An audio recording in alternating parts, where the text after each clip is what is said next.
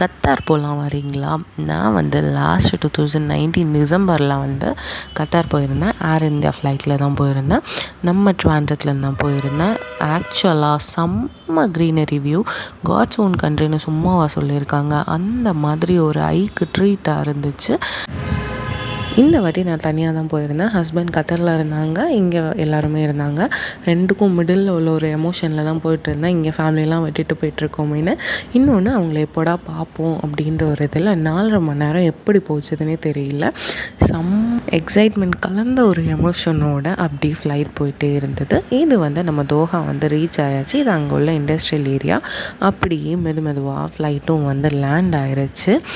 நான் ஃப்ளைட்டில் தனியாக வருவேன் நான் இது வரைக்கும் யோசிச்சு பார்த்ததே இல்லை. ஆனால் அந்த லவ் தான் என்னை கூட்டிகிட்டு வந்துச்சுன்னு சொல்லலாம். ஃபைனலாக அவங்க பார்க்க போகிறோம் அப்படின்ற ஒரு எக்ஸைட்மெண்ட்டோட ரீச்சும் ஆயாச்சு. இப்போ நினச்சாலும் என் கண்ணத்தில்